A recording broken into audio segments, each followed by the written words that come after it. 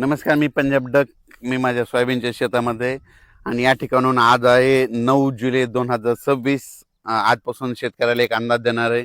कारण की महाराष्ट्रामध्ये आतापर्यंत पावसानं खूप धुमाकूळ घाले, काही ठिकाणी अति मुसळधार पाऊस पडला, पूर परिस्थिती निर्माण झाली. तर आता राज्यात ती परिस्थिती काय राहणार आहे? आज 9 जुलै, तर आज मी म्हटलं होतं ना सूर्यदर्शन घडेल, तर हे सूर्यदर्शन घडलंय.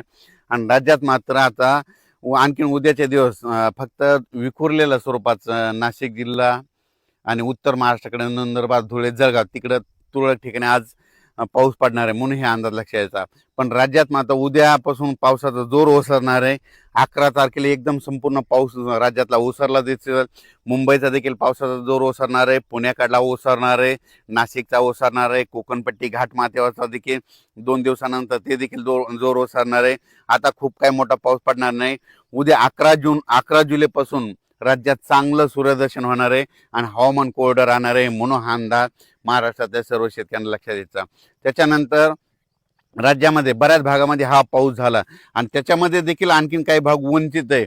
तर त्या शेतकऱ्याला सांगू इच्छितो की राज्यामध्ये आता पाऊस कधी येणार आहे, तर काय होणार आहे, 15 जुलैच्या नंतर, 15, 16, 17 जुलैच्या नंतर राज्यात पुन्हा थोडाच म्हणजे विखुरलेल्या स्वरूपाचा सगळीकडे पडणार नाही. फक्त ते पाऊस काय होणार आहे, जे वंचित जिल्हे आहेत, एक नांदेड जिल्हा झालं, काही भाग लातूर जिल्हा, धाराशिव जिल्हा, सोलापूर जिल्हा आणि बीड जिल्ह्याचा, त्या भागामध्ये काय होणार आहे म्हणजे 15, 16, 17 जुलैच्या दरम्यान तुरळक ठिकाणी भाग बदलत त्या 2-3 जिल्ह्यामध्ये एक पावसाची हजेरी असणार आहे म्हणून हा अंदाज लक्षायचा.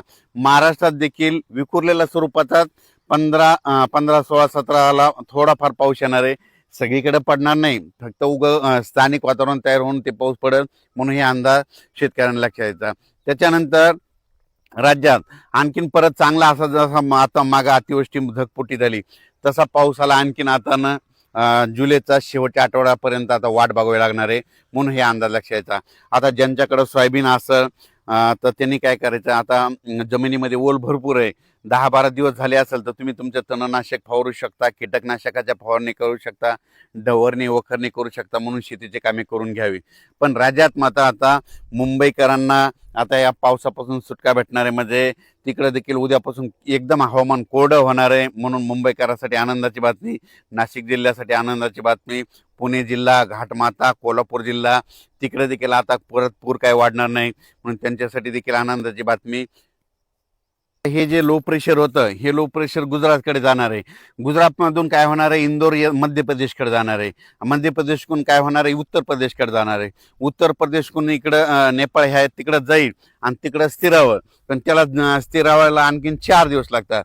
मग जवळपास म्हणजे 12 तारखे जोपर्यंत शांत होत नाही तोपर्यंत आपल्या इकडे महाराष्ट्रामध्ये जवळपास 12 तारखेपर्यंत आता उद्यापासून म्हणजे आजपासून चांगलं वारं सुरुवात होईल आणि ते शांत होऊस तर परत पुन्हा काही आता एखादी प्रणाली तयार होत नाही म्हणून हे अंदाज लक्षात द्यायचा. म्हणजे आता राज्यात मात्र उद्या 11 तारखेपासून सगळीकडं चांगलं हवामान कोरडं राहणार आहे म्हणून हे अंदाज लक्षात द्यायचा. फक्त 15, 16, 17च्या दरम्यान परत एकदा पावसाळी वातावरण तयार होईल, पण तो इतका पाऊस असा जोराचा पडणार नाही, फक्त तुरळक भागातच म्हणजे विखुरलेल्या स्वरूपाचा ते असणार आहे म्हणून हे अंदाज लक्षात द्यायचा. चांगल्या पावसासाठी जुलैच्या शेवटच्या आठवड्यापर्यंत वाट पाहावी लागणार आहे म्हणून हे अंदाज देखील सर्व शेतकऱ्यांनी लक्षात घ्यावा. सोशल मीडियातून काय व्हायला थोड्या अफवा पसरत आहेत की परत आता पाऊस येणार नाही. शेतकऱ्यांना घाबरू नका, पाऊस येणार आहे. जुलैच्या शेवटच्या आठवड्यात देखील असाच एकदम आता जसा पाऊस आला ते चांगला पाऊस येणार आहे. पण तुम्हाला एक सांगू इच्छितो, 15, 16, 17च्या दरम्यान देखील थोडाफार पाऊस असणार आहे म्हणून शेतकऱ्यांनी तुम्ही काय करा, आपण आपले शेतीचे कामे करून घ्या, तणनाशक मारून घ्या, कीटकनाशक मारून घ्या. कारण की पाऊस बिलकुल येणार आहे, दुष्काळ वगैरे काही पडणार नाही. त्याच्यानंतर आता जुलैच्या शेवटच्या आठवड्यात देखील एक चांगला मोठा पाऊस येईल, त्याचा व्हिडिओ आणखी 2-4 दिवसात देईल. पण तोपर्यंत शेतकऱ्यांनी घाबरून न जाता आपण आपल्या शेतीचे कामे करून घ्या, फवारण्या करून घ्या, डवरणी करून घ्या, वखरणी करून घ्या म्हणून हे सर्व शेतकऱ्याला सांगू इच्छितो.